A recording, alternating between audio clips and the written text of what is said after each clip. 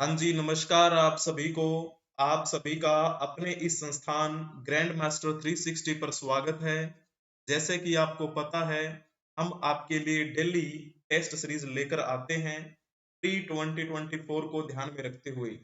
और उसी क्रम में ये आपका टेस्ट सीरीज का पार्ट नंबर 4 रहेगा। और प्री 2024 को ध्यान में रखते हुए कुछ इंपॉर्टेंट क्वेश्चंस और कुछ प्रीवियस ईयर्स क्वेश्चन आपके लिए यहाँ पर लेकर आए हुए हैं। तो चलिए शुरुआत करते हैं। फर्स्ट क्वेश्चन आपकी स्क्रीन पर दिखाई दे रहा है, बताने का प्रयास करेंगे। भारत के धार्मिक इतिहास के संदर्भ में निम्नलिखित कथनों पर विचार कीजिए। दो कथन आपके लिए दिए गए हैं, उनमें से आपको ये बताना है कि कौन सा कथन सत्य है। स्वतांत्रिक और समितीय जैन धर्म के संप्रदाय थे। सर्वास्तिवादियों की मान्यता थी कि दृग् विषय फिनोमिना के अवयव पूर्णतः क्षणिक नहीं है, बल्कि अव्यक्त रूप से सदैव विद्यमान रहते हैं। दोनों में से आपको बताना है कौन सा कथन सही है, क्या फिर दोनों सही हैं। तो चलिए हम पहला देख लेते हैं। स्वतांत्रिक और समितीय जैन धर्म के संप्रदाय थे, ये बात गलत है। क्यों गलत है? क्योंकि स्वतांत्रिक और जो समिति है, ये जैन धर्म से संबंधित नहीं बल्कि बौद्ध धर्म से संबंधित है। सर्वास्तिवादियों की मान्यता थी कि दृग् विषय फिनोमिना के अवयव पूर्णतः क्षणिक नहीं है, बल्कि अव्यक्त रूप से सदैव विद्यमान रहते हैं। ये बात बिल्कुल ठीक लिखी है। अब जैसे यहाँ पर लिखा है इन्होंने सर्वास्तिवादियों, है ना, सर्वास्तिवादियों, इसका आप संधि विच्छेद करके देखिए। सर्व प्लस में अस्ति, ठीक है ना, सर्व। और यहाँ पर सर्व का मतलब लिया जाता है भूतकाल, वर्तमान काल और भविष्य काल, यानी कि जो तीनों कालों में आपके सामने प्रस्तुत है ना। सर्व का मतलब यहाँ पर ये है भूत, भविष्य, वर्तमान। इनकी मान्यता है कि दृग् विषय फिनोमिना के अवयव पूर्णतः क्षणिक नहीं है, बल्कि अव्यक्त रूप से सदैव विद्यमान रहते हैं। तो इसमें से आपने अगर टिक किया होगा ऑप्शन बी, उनका बिल्कुल ठीक रहेगा, क्योंकि दूसरा कथन केवल सही है। केवल दो जिन्होंने टिक किया है उनका बिल्कुल ठीक है, अति उत्तम। नेक्स्ट क्वेश्चन आपकी स्क्रीन पर दिखाई दे रहा है, बताने का प्रयास करेंगे। भारत की संस्कृति एवं परंपरा के संदर्भ में कलारी पयट्टू क्या है? चार ऑप्शन आपके सामने दिए गए हैं, आपको बताना है। यह शैव मत का प्राचीन भक्ति पंथ है, जो अभी भी दक्षिण भारत के कुछ हिस्सों में प्रचलित है। इस प्रकार से टोटल चार हैं। यह कांसे व पित्तल के काम की एक प्राचीन शैली है, जो अभी भी कोरोमंडल क्षेत्र के दक्षिणी हिस्से में पाई जाती है। यह नृत्य नाटिका का एक प्राचीन स्वरूप है और मालाबार के उत्तरी हिस्सों में एक जीवंत परंपरा है। यह एक प्राचीन मार्शल कला है और दक्षिण भारत के कुछ हिस्सों में जीवंत परंपरा है। बताइए कौन सा ऑप्शन टिक किया है आपने? तो जिस किसी ने भी ऑप्शन 4 टिक किया होगा उनका बिल्कुल ठीक रहेगा। कल्लारी पट्टू, है ना, कल्लारी पयट्टू, ये एक मार्शल कला है। कहा जाता है कि इसका जो विकास हुआ था वो लगभग 13वीं शताब्दी के आसपास हुआ। और कहाँ? मुख्यतः केरल राज्य में इसकी शुरुआत हुई थी। कल्लारी शब्द का वर्णन आपको संगम, जो काल है ना, संगम काल यानी कि 300 ईसा पूर्व से लेकर 300 ईस्वी तक का जो मोटा मोटा टाइम पीरियड हम देखते हैं, जिसे संगम काल नाम देते हैं, उस संगम काल के दौरान जो संगम साहित्य की रचना हुई थी, उन साहित्य में कल्लारी शब्द का प्रयोग हमें देखने को मिलता है। और वहां उस संगम साहित्य में कल्लारी शब्द का प्रयोग युद्ध के रूप में भी दिखाया गया है, और जिस तरह अखाड़े हुआ करते थे उनके लिए भी कल्लारी शब्द का प्रयोग किया गया है। तो जाहिर सी बात है, अगर कोई परंपरा कह लीजिए या फिर कोई कला कह लीजिए, कहीं एक क्षेत्र में मतलब विकसित होती है, बाद में उसका प्रचार प्रसार तो होता ही है, क्योंकि जैसे जैसे समय बदलता है तो वहां के लोग दूसरी जगह काम की तलाश में जाते हैं। तो ठीक ऐसा ही हुआ, केरल से इसका विकास हुआ। अब यह जो परंपरा फैलकर, जैसे आप कह सकते हैं तमिलनाडु, है ना, तो तमिलनाडु में भी अब इसका विकास है, इस प्राचीन मार्शल कला का, जिसे हम कलारी पयट्टू कहते हैं। कलारी पयट्टू तकनीक कदम और आसन का एक संयोजन होती है, ठीक है। और बाकी जो दूसरी इसी समांतर शैली की जो परंपराएं हैं उनसे थोड़ी सी ये डिफरेंट है, ठीक है। मुख्यतः हथियारों पर बेस्ड होती है ये। द्वंद्व युद्ध होता है, यानी कि दो लोगों के बीच जो युद्ध होता है उनके बीच इनका प्रयोग नहीं किया जाता है। ऐसा इस कलारी पट्टू का थोड़ा सा एक मैंने आपके सामने प्रस्तुतिकरण रखा। चलो जी, नेक्स्ट क्वेश्चन आपकी स्क्रीन पर दिखाई दे रहा है, बताने का प्रयास करेंगे। सूची 1 को सूची 2 से सुमिलित करना है, ठीक है। पहली में आपके सामने तीर्थ स्थल दिए गए हैं और दूसरी सूची में अवस्थिति, यानी कि वो तीर्थ स्थल कहाँ है। तो आपको इसमें से क्या है, सुमिलित करना है और बताना है कि कौन सा ठीक रहेगा। हरमंदिर साहिब, हरमिंदर साहब आपको पता है कहाँ है, ये आपका पड़ता है अमृतसर में, अमृतसर। और इस हरमिंदर साहब को हम क्या बोलते हैं, स्वर्ण मंदिर। तो सिख समाज के धार्मिक स्थलों में से सबसे महत्वपूर्ण माना जाता है हरमिंदर साहब को, है ना। अमृतसर, यानी कि जब हम बात करते हैं सिख समाज के चतुर्थ गुरु रामदास जी के बारे में, उन्होंने अमृत सरोवर नाम से एक शहर बसाया था, उसी के नाम पर अमृतसर पड़ा, ठीक है।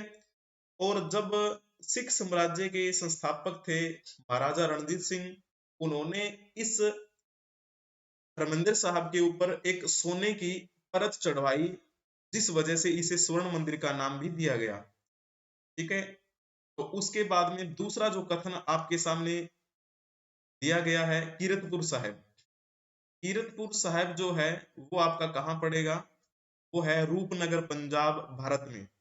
यहाँ पे सतलुज नदी है, जो प्राचीन समय में कभी शतुद्री के नाम से जानी जाती थी।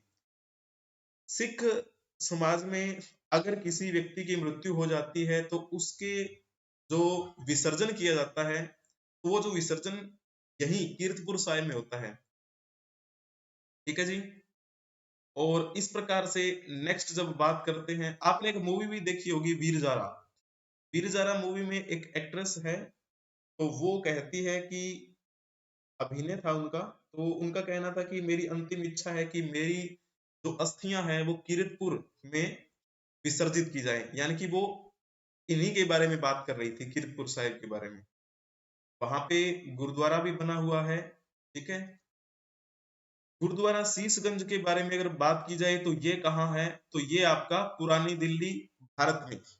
जब आप पुरानी दिल्ली रेलवे स्टेशन जाएंगे तो उसी के पास में चांदनी चौक है, चांदनी चौक में आपको ये गुरुद्वारा शीशगंज साहिब आपको मिलेगा।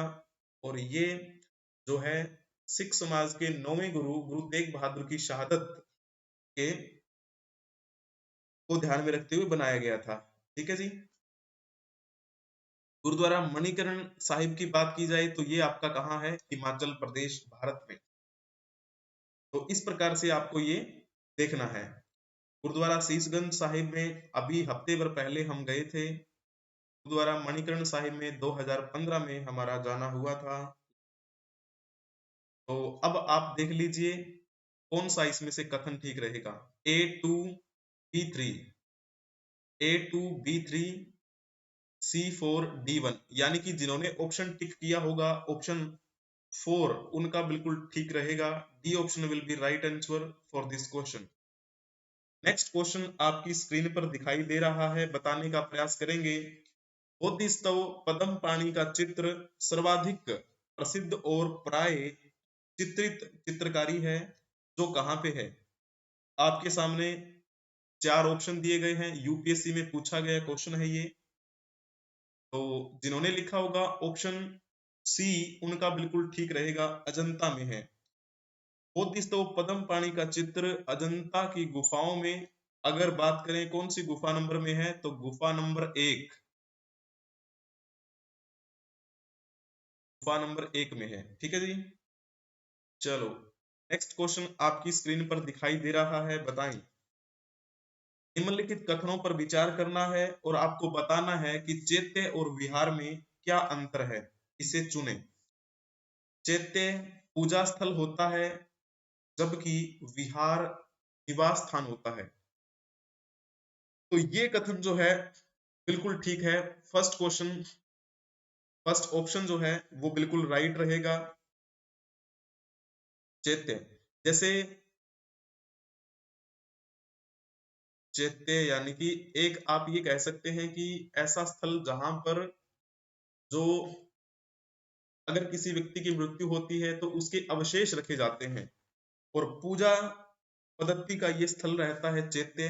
विहार आपने शहरों में या कहीं घरों के बाहर देखा होगा, लिखा हुआ है ना, जैसे गुप्ता विहार है ना, सिंगला विहार। तो ठीक इसी प्रकार से विहार जो है वो स्थान है, लेकिन ये विहार शब्द बहुत पहले गढ़ा गया था, वर्तमान में भी उसका प्रयोग होता है। ठीक है, इस प्रकार से आपको बातें ध्यान में रखनी है। और उस समय जो विहार बनते थे बुद्धिज्म से संबंधित, तो बुद्धिज्म से संबंधित एक चक्र हुआ, उसके केंद्र में ना, जैसे पूरा विहार बना हुआ है, केंद्र में या तो चतुर्भुजाकार या फिर एक अंडाकार शेप में एक कक्ष बनाया जाता था सेंटर में। ठीक है। सातवाहन वंश के समय जब बात करते हैं तो नासिक, कार्ले, हज, ये प्रमुख विहार हुआ करते थे उस समय। चलो जी, बढ़िया है, ए ऑप्शन अति उत्तम। नेक्स्ट क्वेश्चन आपकी स्क्रीन पर दिखाई दे रहा है, बताने का प्रयास करेंगे। बीजक संत दादू दयाल के उपदेशों का संकलन है। पुष्टि मार्ग के दर्शन को मध्वाचार्य ने प्रतिपादित किया। इनमें से आपको बताना है कि कौन सा कथन सत्य है। तो सबसे पहले देख लेते हैं, बीजक संत दादू दयाल के उपदेशों का संकलन है क्या? नहीं, ये तो आपका गलत है। गलत क्यों है? क्योंकि बीजक जो है वो संत कबीर के उपदेशों का संकलन है। जो कबीर, संत कबीर थे, उनके विचारों को जो मानने लगे उनको हम कहते हैं कबीर पंथी। और एक कबीर पंथी महात्मा हुए थे, नाम था उनका पूरन साहिब। महात्मा पूरन साहिब ने संत कबीर के मूल बीजक पर एक टीका लिखी। ठीक है। उनके अनुसार बीजक में 11 अंगों का निर्देश यानी कि दिया गया है, जैसे रमेणी, शबद, ज्ञान, चौतीसा, विप्रम, तीसी, कहरा, बसंत, चाचर, बेली, बिरहुली, हिंडोला, साखी, इस तरह से। तो ये तो गलत हो गया आपका, है ना। फिर दूसरी बात करते हैं, पुष्टि मार्ग के दर्शन को क्या मध्वाचार्य ने प्रतिपादित किया? नहीं किया, बिल्कुल भी नहीं। तो सबसे पहले ले देते हैं, ये कथन गलत है। गलत क्यों है? जैसे आपने पढ़ा होगा ना, भक्ति मार्ग, भक्ति मार्ग, भक्ति मार्ग को हम कई पार्ट हैं, और भक्ति मार्ग का ये एक आपने नाम सुना होगा, शुद्धाद्वैतवाद। शुद्धाद्वैतवाद जो मत है, उस मत के भक्ति मार्ग को आप पुष्टि मार्ग बोलते हैं। और ये किसने दिया था? ये तो वल्लभाचार्य ने दिया था ना, वल्लभाचार्य, आचार्य। तो ये कथन तो गलत हुआ। यानी कि इसमें जिन्होंने फोर्थ ऑप्शन टिक किया होगा उनका बिल्कुल ठीक था, बहुत ही बढ़िया। फोर्थ यानी कि ना तो पहला ठीक था और ना ही दूसरा ठीक था। तो इस प्रकार आपको ये बातें ध्यान में रखनी है। रही बात मध्वाचार्य के बारे में, आपसे पूछा गया मध्वाचार्य ना, मध्वाचार्य का अमला भक्ति के नाम से प्रसिद्ध है इनका जो मत था। और आपने एक नाम सुना होगा ब्रह्म संप्रदाय। ये जो ब्रह्म संप्रदाय था ये इन्हीं से संबंधित। नेक्स्ट क्वेश्चन आपकी स्क्रीन पर दिखाई दे रहा है, मंगानियार के नाम से जाना जाने वाला लोगों का समुदाय आपको इसमें से देखना है। 4 ऑप्शन आपके सामने दिए गए हैं, बता दीजिए। पूर्वोत्तर भारत में अपनी मार्शल कलाओं के लिए विख्यात है, पश्चिमोत्तर भारत में अपनी संगीत परंपरा हेतु विख्यात है, दक्षिण भारत में अपने शास्त्रीय गायन हेतु विख्यात है, फोर्थ ऑप्शन है मध्य भारत में पच्चीकारी परंपरा के लिए विख्यात है। इन चारों ऑप्शंस में से कौन सा ऑप्शन ठीक रहेगा बताने का प्रयास करेंगे। मंगानियर, तो जिन्होंने इसमें ऑप्शन टिक किया होगा ऑप्शन बी उनका बिल्कुल ठीक रहेगा, पश्चिमोत्तर। यानी कि जैसे हम ये देखिए, ये जो क्षेत्र है आपका, ये तो पश्चिम हो गया आपका, ये उत्तर। यानी कि भारत का जो ये पोर्शन पड़ता है, इस पोर्शन में तभी एक समुदाय का यहाँ पर विकास हुआ जिसे हम मंगानियर समुदाय कहते हैं। मुख्यतः यह राजस्थान में पाया जाता है। राजस्थान, राजस्थान के कौन से एरिया में, तो आप कहेंगे जहां पे मरुस्थल है, मरुस्थली क्षेत्र राजस्थान, वहां पर इस समुदाय के लोग रहते हैं। और ये जो मंगानियर समुदाय है ये एक मुस्लिम समुदाय है, मुस्लिम समुदाय है जी, मुस्लिम समुदाय है। और मुख्यतः अगर स्थान जिला स्तर पे बात की जाए तो आपने नाम सुना होगा बाड़मेर का, जैसलमेर का, है ना। और थोड़ा सा अगर राजस्थान से बाहर निकलेंगे तो पाकिस्तान की बाउंड्री शुरू हो जाती है और पाकिस्तान का सिंध प्रांत आपको देखने को मिलेगा। तो ये जो मंगानियर है भारत के राजस्थान के मरुस्थलीय क्षेत्र में और पाकिस्तान के सिंध क्षेत्र में पाए जाते हैं। और जैसा कि आपको बताया संगीत परंपरा के लिए, यानी कि इनका अपना एक लोक संगीत है ना, लोक संगीत शैली के लिए ये प्रसिद्ध है। इनके जो मतलब परंपरा का जो हिस्सा है वो कहीं ना कहीं हिंदू समाज के साथ मिलता जुलता सा है। यह समुदाय वंशानुगत पेशेवर संगीतकारों का समूह बना रहा। और जो ये संगीत में वाद्य यंत्र यूज करते हैं उनमें से अगर हम नाम लिखें तो खड़ताल आपने नाम सुना होगा। खड़ताल, जब हिंदू समाज में ये सत्संग वगैरह की जाती है तो उसमें खड़ताल शब्द मतलब खड़ताल का यूज होता है। और ढोलक का भी प्रयोग होता है हिंदू समाज में, है ना। और कमाचा का भी प्रयोग होता है। इनकी जो परंपरा है वो हिंदू समाज के साथ मिलती जुलती है। इसमें से कुछ हस्तियों के नाम अगर मैं लिखूं तो जैसे एक नाम आपने सुना होगा सकर खान। ये मंगानियर समुदाय के कुछ जो फेमस हस्तियां रही उनके नाम मैं आपके सामने लिख दे रहा हूँ। सकर खां, कचरा खां, है ना। या फिर एक नाम आपने सुना होगा गाजी खां, एक नाम आता है ममे खां। तो ये मंगानियर समुदाय के हैं। मंगानियर स्वयं को राजपूत जाति के वंशजों के रूप में बताते हैं। ठीक है, तो सिंपल सी बात है, ये मुस्लिम समुदाय से हैं परंतु इनके गीत हिंदू देवी देवताओं की स्तुति में भी आपको मिलते हैं। जैसे हिंदुओं के त्योहार होते हैं वे उन त्योहारों को भी मनाते हैं, जैसे होली, दिवाली, भी होली आने वाली है। ठीक है जी, चलिए जी नेक्स्ट क्वेश्चन। सिकंदर की भारत में सफलता के निम्नलिखित कारण थे। 4 कथन आपके सामने दिए गए हैं।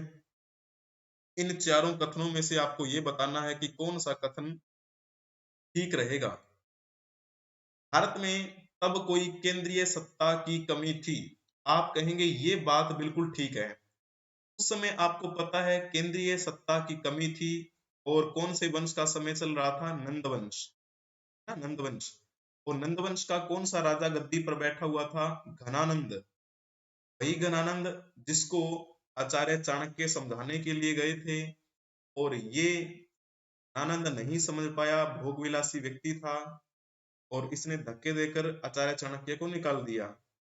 फिर आचार्य चाणक्य ने शपथ ली थी कि मैं तब तक अपनी शिखा नहीं बांधूंगा जब तक इस नंदवंश का नाश ना कर दूं, है ना। फिर उन्होंने इसको तैयार किया चंद्रगुप्त मौर्य को, और चंद्रगुप्त मौर्य ने 322 ईसा पूर्व में अपने गुरुजी की सहायता से नंदवंश को समाप्त कर दिया। और चलो वो तो कहानी अलग है ना। लेकिन ये जो नंदवंश था उस समय केंद्रीय सत्ता नहीं थी, क्योंकि ये अपने आप में मदमस्त रहते थे, और जो क्षेत्रीय शक्तियां थी वो अपने आप में मदमस्त थी। इसी वजह से सिकंदर को बड़ी आसानी हुई, और सिकंदर को देशद्रोही भारतीय राजा का सहयोग भी मिला। कौन था वो? तो आप कहेंगे नाम आता है आम्बिक, है ना, आम्बिक। एक सेकेंड।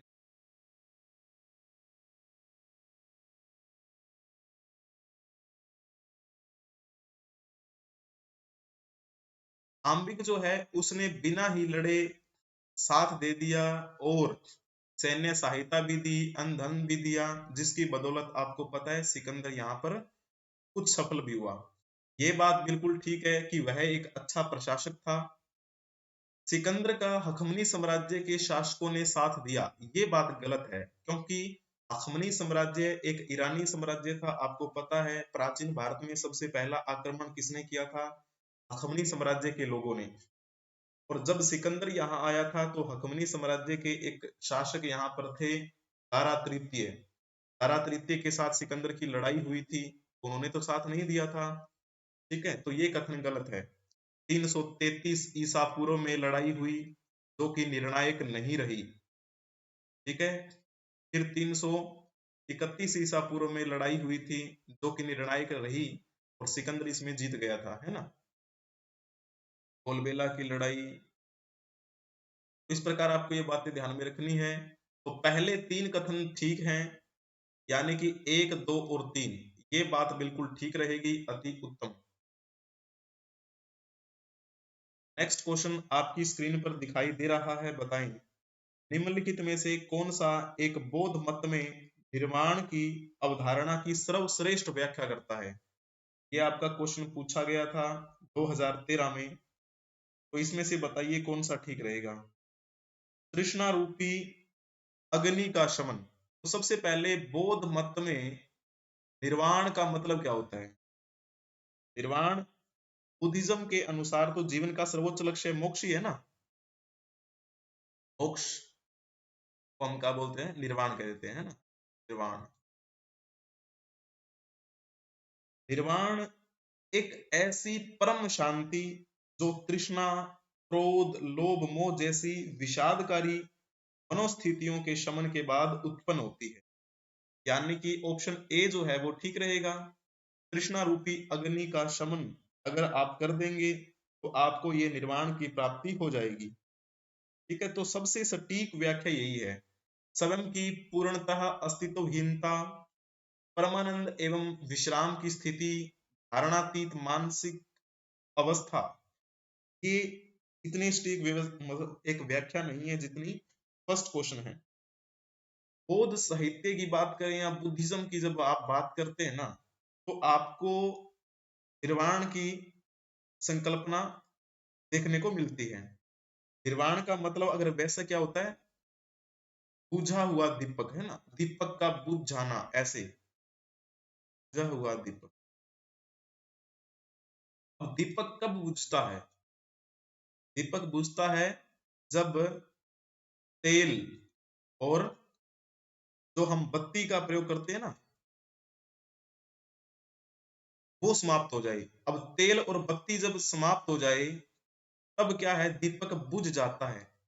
ठीक इसी प्रकार जो ये तृष्णा है, अगर इस तृष्णा को हम समाप्त कर दें तो क्या होगा, हमें निर्वाण की प्राप्ति होगी।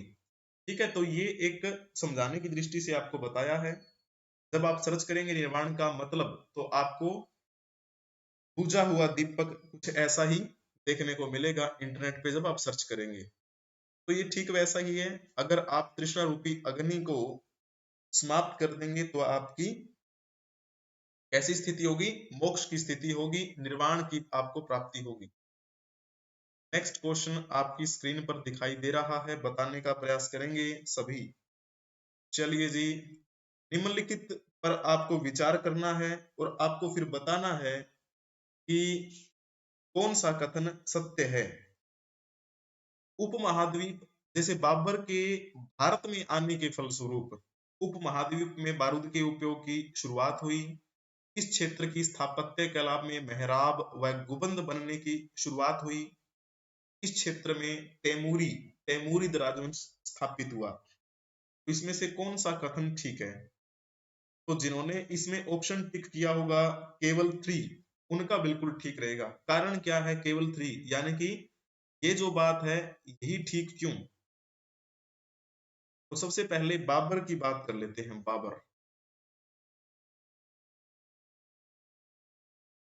बाबर ने, आपको पता है, 1526 में पानीपत की पहली लड़ाई लड़ी और ये 1530 तक बाबर यहाँ पर रहा।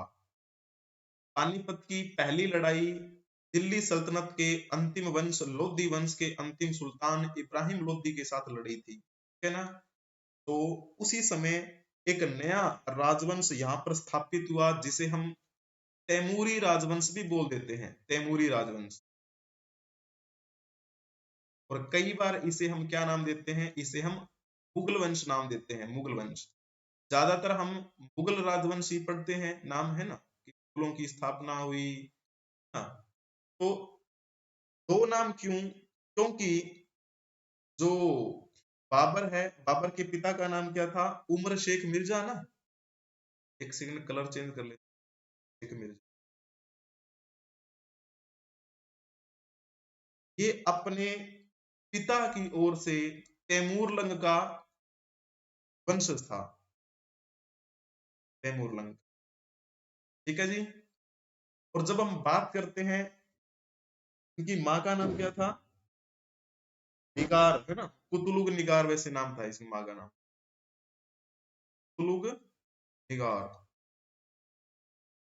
तो अपनी माँ की ओर से अगर देखें तो ये इनका वंशज था, मंगोलों का। और मंगोलों में कौन?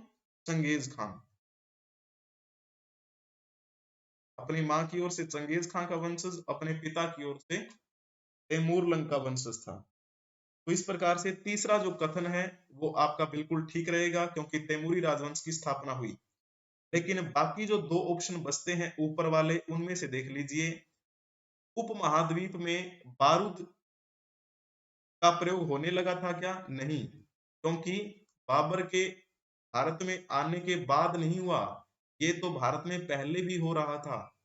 कैसे हो रहा था पहले? तो जब आप दक्षिण भारत के राज्यों की बात करते हैं तो इसमें आपको दो दिखाई देते हैं, बहमनी साम्राज्य और विजयनगर साम्राज्य। विजयनगर साम्राज्य और बहमनी साम्राज्य के जब युद्ध होते थे तो उनमें जो बारूद का प्रयोग आपको दिखाई देता है ना। तो उन्होंने प्रयोग किया था, प्रचलन तो पहले ही होता था। लेकिन आप ये कह सकते हैं कि बाबर के भारत में आने के बाद बारूद का प्रयोग बड़े स्तर पर होने लगा, यानी कि बहुत उसका विस्तार हुआ। दूसरा कथन है, इस क्षेत्र की स्थापत्य कला में मेहराब व गुंबद बनने की शुरुआत हुई। नहीं, ये बात भी नहीं है, क्योंकि मेहराब और गुंबद का प्रयोग तो बाबर से पहले ही दिल्ली सल्तनत के काल में ही प्रारंभ हो गया था, है ना। बाबर के आने के बाद जो तीसरा ऑप्शन है वही ठीक रहेगा, बाकी ठीक नहीं रहेंगे जी। ओके, नेक्स्ट क्वेश्चन आपकी स्क्रीन पर दिखाई दे रहा है, बताने का प्रयास करेंगे। बिहार में पालकालीन कांस्य मूर्तिकला की एक उन्नत शैली विकसित हुई। कांस्य मूर्तिकला के निर्माण की एक शैली की निर्णायक देन थी। जल्दी से बताएंगे। इसमें जिन्होंने ऑप्शन टिक किया होगा, ऑप्शन बी उनका बिल्कुल ठीक रहेगा, धीमन एवं बिठपाल।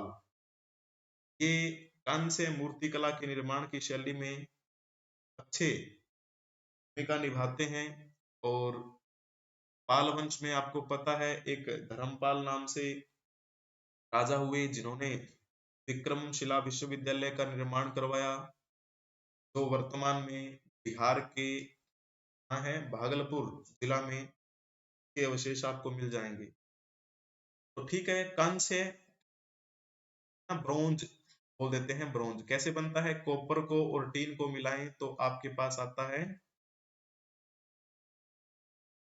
ब्रोंज। इस प्रकार से आपको ये बातें ध्यान में रखनी है।